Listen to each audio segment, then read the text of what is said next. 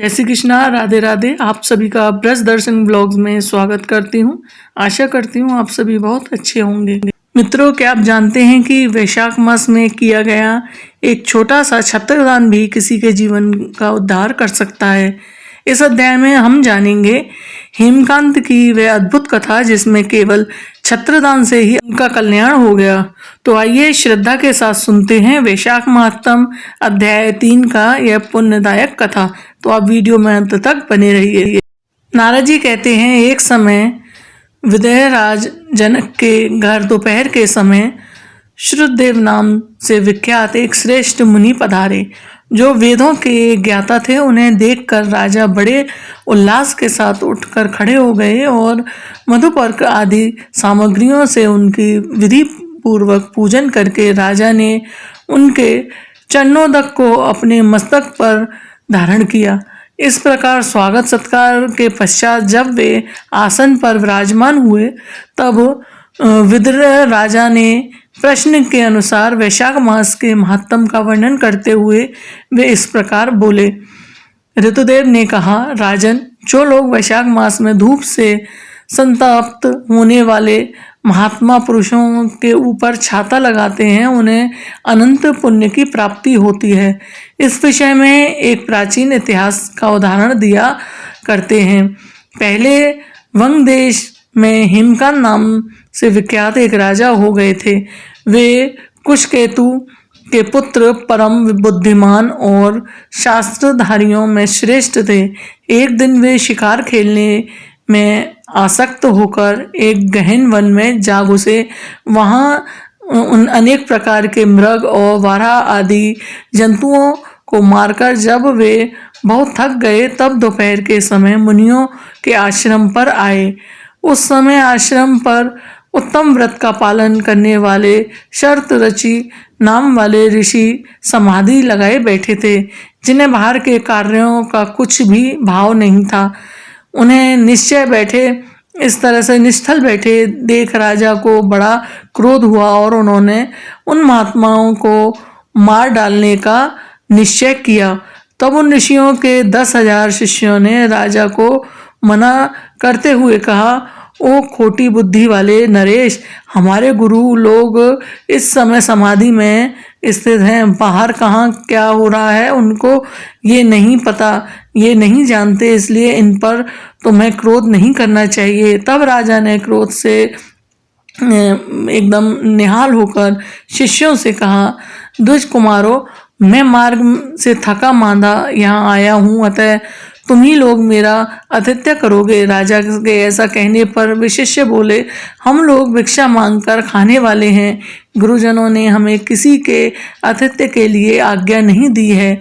हम सर्वथा गुरु के अधीन हैं, अतः तुम्हारा आतिथ्य कैसे कर सकते हैं। शिष्यों का यह कोरा उत्तर पाकर राजा ने उन्हें मारने के लिए धनुष उठाया और इस प्रकार कहा, मैंने हिंसक जीवों और लुटेरों के भय आदि से जिनकी अनेकों बार रक्षा की है, जो मेरे दिए हुए दानों पर ही पलते हैं, वे आज मुझे ही सिखाने चले हैं।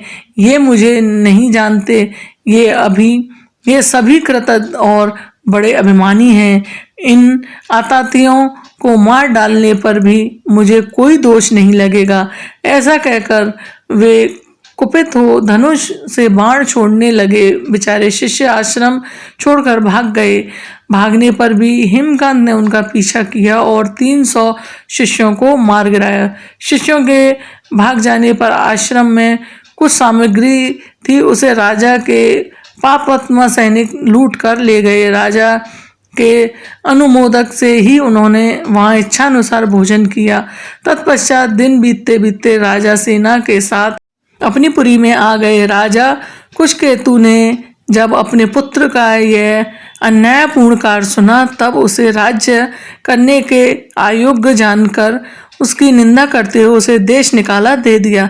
पिता के इस त्याग देने पर हेमकांत घने वन में चला गया। वहां उसने बहुत वर्षों तक निवास किया। ब्रह्महत्या उसका सदा पीछा करती रहती थी, इसलिए वह कहीं भी स्थिरता पूर्वक रह नहीं पाता था। इस प्रकार उस दुष्ट आत्मा के 28 वर्ष बीत हो गए और एक दिन 28 वर्ष बीतने के बाद वैशाख मास में जब दोपहर का समय हो रहा था, तब महामुनि तीर्थ यात्रा से प्रसंग से उस वन में आए। वे धूप से अत्यंत संतप्त और तृष्णा से बहुत पीड़ित थे, इसलिए किसी भी वृक्षहीन प्रदेश में मूर्छित होकर गिर पड़े। देवयोग से हिमकांत उधर जा रहा था। उसने मुनि को प्यास से पीड़ित, मूर्छित और थका मांदा देख उन पर बड़ी दया की। उसने पलाश के पत्तों से छत्र बनाकर उनके ऊपर आती हुई धूप का निवारण किया। वह स्वयं मुनि के मस्तक पर छाता लगाए खड़ा हुआ और तूबी में रखा हुआ जल उनके मुंह में डाला। उस उपचार से मुनि को चेत हो गया और उन्होंने क्षत्रिय को दिए हुए पत्ते के छाते को लेकर अपनी व्याकुलता दूर की। उनको इंद्रियों में कुछ शक्ति आई और वे धीरे धीरे किसी गांव में पहुंच गए। उस पुण्य के प्रभाव से हेमकांत के 300 ब्रह्म हत्याएं नष्ट हो गईं। इसी समय यमराज के दूत हेमकांत को लेने के लिए वन में आए। उन्होंने उसके प्राण लेने के लिए संग्रहणी रोग पैदा किया। उस समय प्राण छूटने की पीड़ा से छटपटे हुए हेमकांत ने अत्यंत भयंकर यमदूतों को देखा, जिनके बाल ऊपर की ओर उठे थे। उस समय अपने कर्मों को याद करके वह चुप हो गया। छत्रदान के प्रभाव से उसको भगवान विष्णु का स्मरण हुआ। उसके स्मरण करने पर भगवान महाविष्णु ने विश्वसेन से कहा, तुम शीघ्र जाओ, यमदूतों को रोको, हेमकांत की रक्षा करो। अब वह निष्पाप और मेरा भक्त हो गया है। उसी नगर में ले जाकर उसने पिता को सौंप दो। साथ ही मेरे कहने के कुश केतु को यह समझाओ कि तुम्हारे पुत्र ने अपराधी होने पर भी वैशाख मास में छत्रदान करके एक मुनि की रक्षा की, अतः वह पाप रहित हो गया है।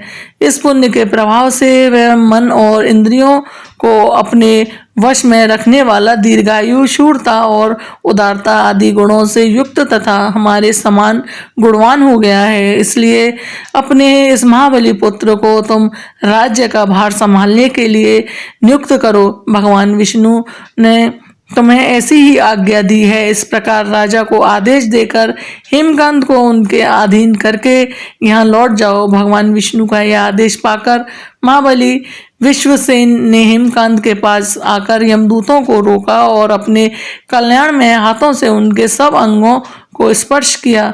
भगवत मार्ग के स्पर्श के हेमकांत की सारी व्याधि क्षण में ही दूर हो गई। तदंतर निष्कसेन उनके साथ राजा की पुरी में गए। उन्हें देखकर महाराज कुशकेतु ने आश्चर्य युक्त हो भक्तिपूर्वक मस्तक झुकाकर पृथ्वी पर साष्टांग दंडोत करके प्रवेश कराया और नाना प्रकार के स्तोत्रों से उनकी स्तुति तथा वैभवों से उनका पूजन किया।